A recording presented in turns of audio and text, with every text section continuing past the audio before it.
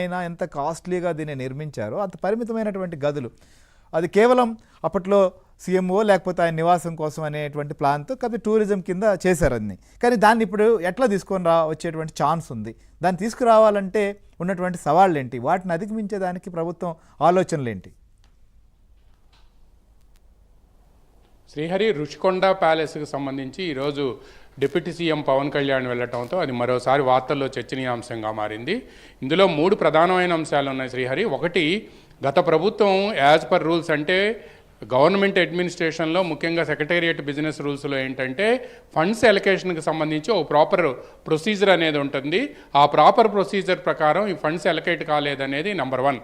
Number 2, అక్కడ పర్యావరణ నిబంధనలతో పాటు కోస్టల్ రెగ్యులేటరీ జోన్ నిబంధనలు ఉల్లంఘించారు అని చెప్పి దాని మీద రఘురామకృష్ణరాజు కేసు వేయటంతో ఆ కేసుకు సంబంధించి ఏపీ హైకోర్టు ఒక కమిటీని నియమించింది. గవర్నమెంట్ ఆఫ్ ఇండియా నుంచి సభ్యులు, అదేవిధంగా ఏపీకి సంబంధించిన అధికారులతో కమిటీ నియమిస్తే ఆ కమిటీ కోస్టల్ ఏదైతే ఇప్పుడు అంతకు ముందు ఉన్న guest house, tourism guest house ఉందో దానికి సంబంధించి దాన్ని డిమాలిష్ చేసిన డెబ్రిస్ అంతా తీసుకెళ్లి సముద్రంలో వేశారు అని చెప్పి ఇది కోస్టల్ రెగ్యులేటరీ జోన్ నిబంధనలు ఉల్లంఘించినట్టు అయిందని, అదేవిధంగా పర్యావరణ నిబంధనలను కూడా అంటే పచ్చటి ప్రాంతాన్ని కూడా ఋషికొండని మొత్తాన్ని కూడా బోడిగుండు చేశారు అని చెప్పి కూడా అప్పట్లో పెద్ద ఎత్తున ఆరోపణలు వచ్చినాయి. దీని మీద కన్సర్న్డ్ అఫీషియల్స్ ఎవరైతే ఉన్నారో ఈ రూల్స్ వైలేట్ చేసిన వాళ్ళు ఎవరైతే ఉన్నారో వాళ్ళ మీద చర్యలు తీసుకోవాలని కూడా ఆ కమిటీ సిఫార్సు చేసింది. పైగా ఎంతవరకు అయితే వాళ్ళు తవ్వుతామని చెప్పారో దాన్ని దాటి ఎక్కువగా వెళ్ళారు అని కూడా దాంట్లో క్లియర్ కట్గా కూడా ఆ ఫైండింగ్స్లో వాళ్ళు చెప్పారు. ఈ నేపథ్యంలో అది ఇల్లీగల్ కన్స్ట్రక్షన్ అని తేల్చడంతో దాన్ని ముందు లీగలైజ్ చేయాలి నెంబర్ 1. ఇది నెంబర్ 2 అనమాట. దీన్ని ముందు లీగలైజ్ చేయటం అనేది ప్రభుత్వం ముందున్న సవాలు. అది టూరిజం మెయింటైన్ చేయాలా లేకపోతే గవర్నమెంట్ టేక్ ఓవర్ చేయాలా అనేది కూడా అది మోర్ ఇంపార్టెంట్. అండ్ నెంబర్ 3 ఏంటంటే 443 కోట్ల రూపాయలు ఇన్వెస్ట్ చేశారు కాబట్టి దానికి సంబంధించిన రిటర్న్స్ అనేది అయితే గవర్నమెంట్ బిజినెస్ చేయదు. కానీ గవర్నమెంట్ అనేది ఇంత 443 కోట్ల రూపాయలు వ్యయం చేశారు కాబట్టి దాని ప్రాపర్ యూటిలైజేషన్ ఏంటి అనేది కూడా గవర్నమెంట్ ముందున్న మరో ఛాలెంజ్. ముఖ్యమంత్రి చంద్రబాబు నాయుడు 2వ కేబినెట్ సమావేశంలోనే ఋషికొండ ప్యాలెస్కి సంబంధించి అప్పట్లో భీమిలి ఎమ్మెల్యే గంటా శ్రీనివాసరావు వెళ్ళి ఆ ఋషికొండ ప్యాలెస్ విజువల్స్ అన్నీ అప్పుడు బయటకు వచ్చాయి. ఇది అప్పట్లో రాష్ట్రంలో పెద్ద సంచలనంగా మారింది. అసలు ఈ ఋషికొండ ప్యాలెస్ని ఏం చేద్దాము, మంత్రులందరూ కూడా సలహాలు చెప్పాలి అని కూడా పెద్ద ఎత్తున ఆయన కోరారు. అదేవిధంగా దీనికి సంబంధించి అసెంబ్లీలో కూడా బాగా చర్చ జరిగింది. ఈ చర్చలో కూడా ఋషికొండ ప్యాలెస్ అధికార దుర్వినియోగానికి సాక్ష్యంగా మారిందని, గతంలో బాగుండే ఋషికొండ ఇప్పుడు ఏ విధంగా మారిందో కూడా ఆ రోజు శాసనసభ్యులు ముఖ్యంగా విశాఖపట్నానికి సంబంధించిన బీజేపీ ఎమ్మెల్యే విష్ణుకుమార్ రాజు దీని మీద ప్రత్యేకంగా మాట్లాడటంతో పాటు ఏ విధంగా నిధులు దుర్వినియోగమైనవి, పర్యావరణ నిబంధనలు ఏ విధంగా ఉల్లంఘించారు, కోస్టల్ రెగ్యులేటరీ జోన్ నిబంధనలు ఏ విధంగా ఉల్లంఘించారు అనేది కూడా చాలా స్పష్టంగా చెప్పారు. పైగా ఖర్చులు ఏ విధంగా నిబంధనలు ఉల్లంఘించి చేశారనేది కూడా చెప్పారు. అందువలన వీటన్నిటికీ సంబంధించి ప్రభుత్వం నుంచి అప్పటి నుంచి కూడా అందరినీ సలహాలు అడిగారు. కొంతమంది రకరకాల సలహాలు ఇచ్చారు. కొంతమంది అద్దెకి ఇవ్వాలని, కొంతమంది డెస్టినేషన్కి మ్యారేజ్లకి ఇవ్వాలని, కొంతమంది ఫంక్షన్ హాల్స్కి ఇవ్వాలని, లేకపోతే కొంతమంది అది ఒక దర్శనీయ స్థలంగా టూరిజం స్పాట్గా పెట్టి డబ్బులు వసూలు చేయాలని, ఇలా రకరకాల ప్రతిపాదనలు ఇంతకుముందు పవన్ కళ్యాణ్ ఈరోజు ఉదయం ఋషికొండ ప్యాలెస్ని సందర్శించి వచ్చిన తర్వాత బయటికి చెప్పిన అనేక ప్రతిపాదనలు ఉన్నాయి. కానీ జనసేన ఈరోజు వెళ్ళి, పైగా జనసేన ఆధ్వర్యంలోనే టూరిజం మినిస్ట్రీ ఉంది. కందుల దుర్గేష్ టూరిజం మినిస్టర్గా ఉన్నారు, సినిమాటోగ్రఫీ మినిస్టర్గా ఉన్నారు.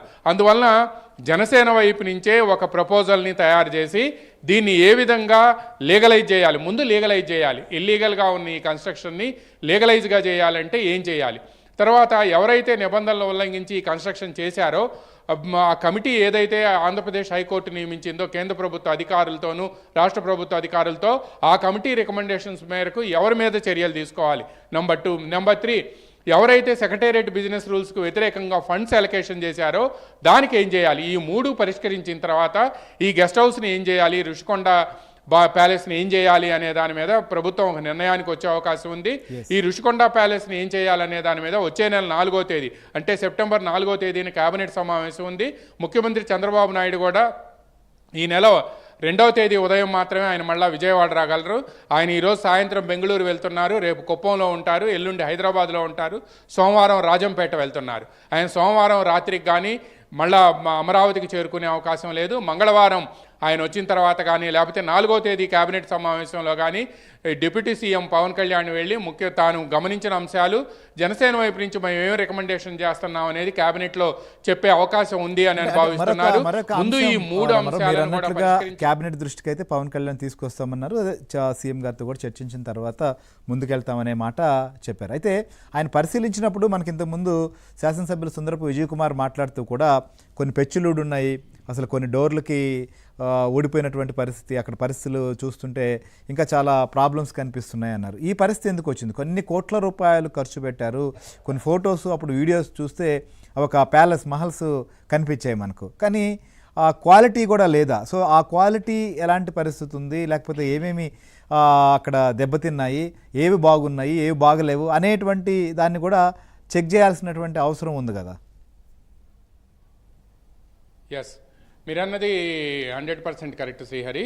ఈరోజు ఉదయం డిప్యూటీ సీఎం పవన్ కళ్యాణ్, అదేవిధంగా civil supplies minister Nadendla Manohar and tourism minister Kandula Durgesh వెళ్ళిన సమయంలో అక్కడ ఒక సమావేశ మందిరానికి వెళ్ళిన సమయంలో పైనుంచి పెచ్చులోటమే కాకుండా పైగా వాటర్ కూడా రెయిన్ వాటర్ కూడా లీక్ అవుతుంది, రెయిన్ వాటర్ కిందకు వచ్చేస్తుంది స్లాబ్లోంచి అనేది కూడా మనకు స్పష్టంగా విజువల్లో కనిపించింది. అంటే ఇంత నాసిరకం ఇదిగా ఎలా కట్టారు? 443 కోట్ల రూపాయలు 4 బ్లాకుల నిర్మాణానికి అయిందంటే అసలు ఎందుకు ఈ విధంగా సబ్స్టాండర్డ్గా కట్టారు అనేది కూడా డెఫినెట్గా గవర్నమెంట్ కన్సిడరేషన్లో తీసుకునే అవకాశం ఉంది. ఎందుకంటే పవన్ కళ్యాణ్కి కూడా అక్కడ ఉన్న అధికారులు ఇదంతా పెచ్చులు ఊడిపోయినాయి, అదేవిధంగా వాటర్ కూడా లీక్ అవుతుంది అని కూడా ఆయనకు వివరించారు.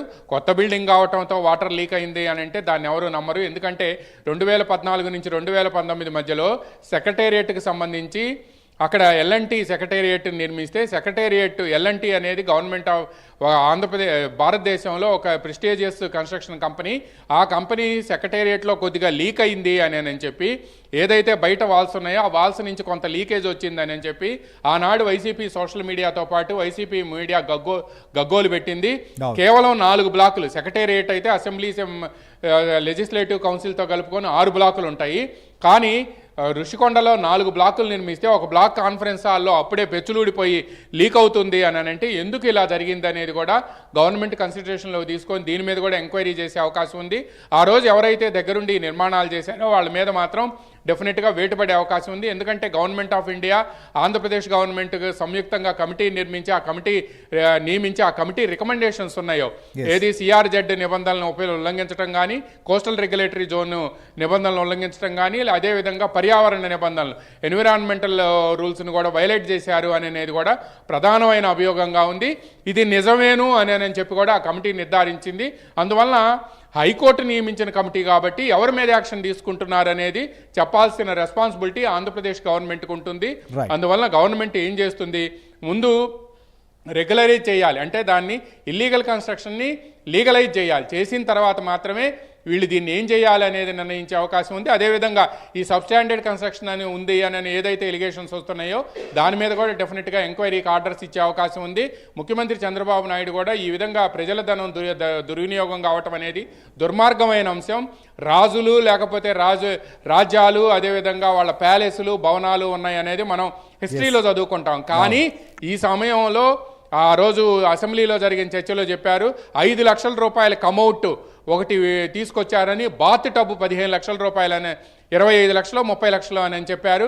అంటే వీటిల్లో ఇంత కాస్ట్లీ అఫైర్స్, కాస్ట్లీ సామాన్లు వాడటం, ఇవన్నీ ఎవరి కోసం వాడారు, ఎందుకు వాడారు, ఎందుకుది అసలు దీన్ని ఏ ఉద్దేశంతో కట్టారు అనేది కూడా అప్పట్లో రకరకాలుగా చెప్పారు. ముఖ్యమంత్రి నివాసం అని, మరొకటి క్యాంప్ ఆఫీస్ అని, ఇంకొకటి కాన్ఫరెన్స్ హాల్స్ అని చెప్పి, తర్వాత ఇంకోటి సీఎంఓ ఉంటుంది అని చెప్పి 4 బ్లాకులు అని చెప్పుకుంటూ వచ్చారు.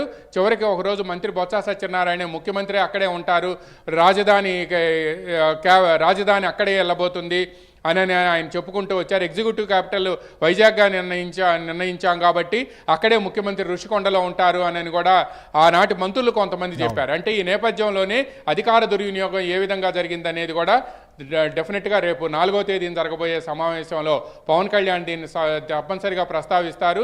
అదేవిధంగా జనసేన మంత్రులు నాదెళ్ల మనోహర్తో పాటు కందుల దుర్గేష్ కూడా ప్రస్తావించే అవకాశం ఉంది. దీనిపై డెఫినెట్గా చర్చ జరిగి ఆ రోజు క్యాబినెట్ ఒక నిర్ణయం తీసుకుంటుందా, లేకపోతే ఒక సబ్ కమిటీని నియమించి ఫైనల్గా ఒక డెసిషన్కి వస్తారా? ఈ రూల్స్ అండ్ రెగ్యులేషన్స్ అన్నింటినీ కూడా వీటన్నిటిని కూడా స్ట్రీమ్ లైన్ చేసిన తర్వాత దీన్ని ఏం చేయాలనే దాని మీద ఒక రికమెండేషన్ ఇస్తారా అనేది కూడా వేచి చూడాల్సి ఉంది. Srihari. Right thank you Ramarao, thank you Satish. So ఇది మొత్తానికైతే రుషికొండ ప్యాలెస్ విషయంలో ఇక ప్రభుత్వం ఒక నిర్ణయం తీసుకోబోతోంది. ఇప్పటికే అటు నిబంధనలు ఉల్లంఘన